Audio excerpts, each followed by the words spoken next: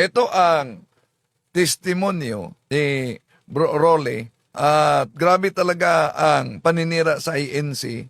So, di basta-basta silang madala. Grasya ng Diyos ang nagdala sa kanya sa tunay na iglesia, ang Iglesia Katolika. Pakinggan muna natin. Ito na interview ni Bro Normel doon sa Kamangkalan, mga kapatid. Okay, so hello mga kaibigan at mga kapatid. So kasama ko ngayon si brother, ano nga pangalan mo, brother? Rolly Ramos po. Okay ka lang mag-Tagalog, brother? Okay po. Okay. So si Brother Rolly, convert po siya sa Catholic. Siya po ay pinanganak galing sa ibang sekta. So matanong kita, brother, anong sekta ka galing? Dati po akong Iglesia ni Cristo ni Manalo. So since birth ka nandun, di ba? Oo, na ano po, nung 21 years na handog po ako. So 21 years old ka ngayon? 22. 22 years old. 22 years old ako, na-convert po ako noong 2025, May 13. So kailan ka lang nabinyagan?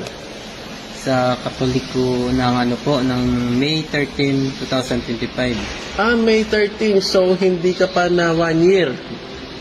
Hindi pa po. Okay. So ka talaga pinanganak, di ba? So ibig sabihin both parents mo ay INC. Hindi po nang sila po noon Katoliko din po. Kaso ang katabi ng bahay namin, ang simbahan doon ay INC.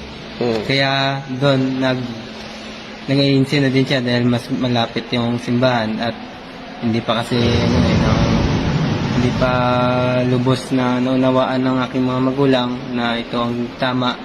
Ang Katoliko, yun ang tama na reliyon, at sa mga INC naman ng po sila nagbahay-bahayan. Okay. Parang As in, nag-house to house talaga to sila.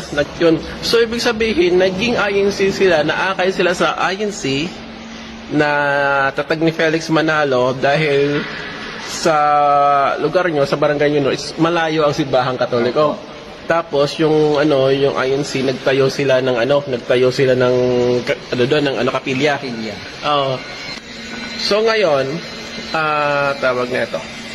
Ano naman ang rason kung bakit ka nalipat sa Katoliko? Okay, kasi for sure sinisiraan na yung Katoliko, di ba? Sinisiraan na yung Katoliko. Una po, yung nagsimba po ako sa Katoliko, naghahanap po ako ng kasisira sa... So, pumasok talaga siya sa simbahang Katoliko. Ang layunin, hindi para magsamba, kundi kunwaring magsamba at naghanap ng anumang pwedeng gamitin para panira sa simbahang Katoliko. Katoliko, sumamba ako doon.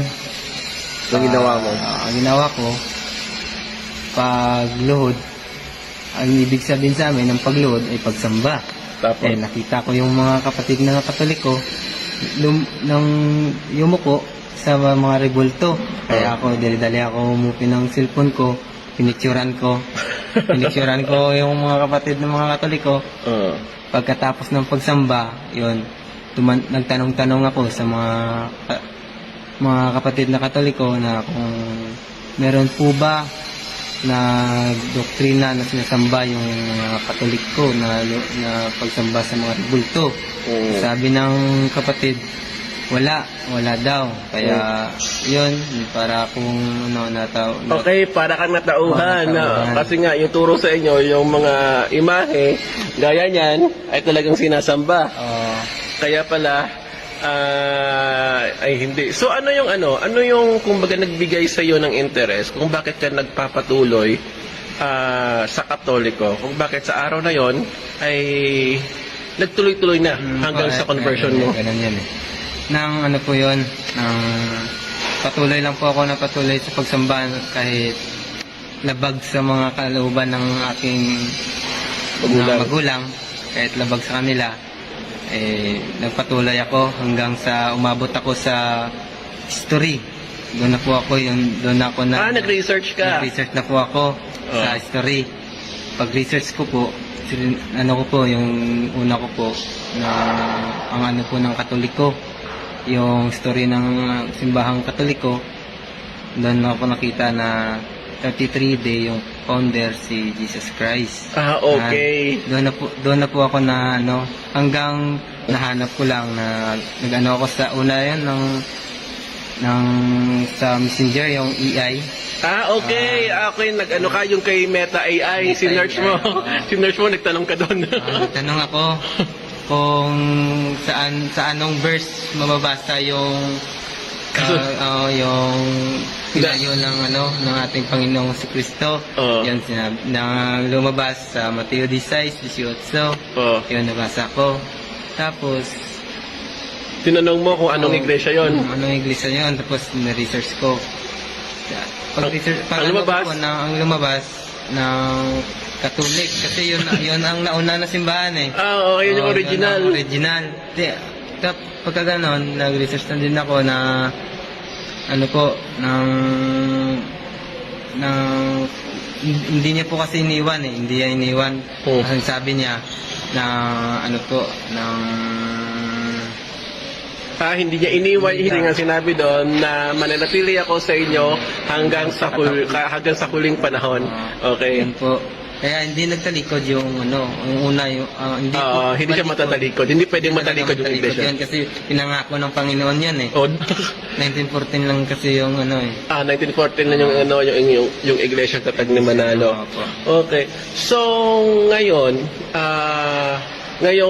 ngayong Katoliko ka na, lubusan ka ng Katoliko, na bautismuhan ka ng Katoliko, kamusta naman yung relasyon mo ngayon sa parents mo? Na sinabi niyo mo rin kanina na medyo labag sa kalooban nila na lumipat ka sa Catholic Church. Lalong naging masama. dahil sa akin na... Hindi ka ba nila tinakwil? O ano? Tinakwil ng una. Tinakwil na? Dahil sa akin na ano po sila sa kanilang tungkulin, na paalis.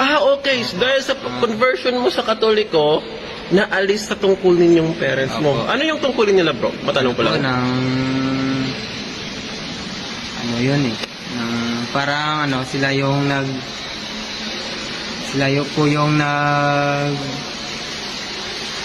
nag-guide po sa mga pumapasok na okay, hindi ko rin alam kung anong tawag doon eh. Pero may tawag doon eh, kumbaga yung nag-guide sa pumapasok. And then ikaw dati, meron ka rin katungkulan sa iglesia nyo. ng pasugo po. Okay, yung namimigay sa namimigay ng pasugo. Yung namimigay ng pasugo. Okay. So itong si Bro Rolly, so ngayon, pinapanalangin na lang namin na baka yung parents niya ay, siya din yung magiging instrumento na maipabalik sa tunay na tatag ng ating Panginoong Jesucristo. So, amen. So, okay. So, magsuri ho tayo. Suriin po natin ang talagang tunay at original na iglesia ni Kristo, na tatag talaga ni Kristo.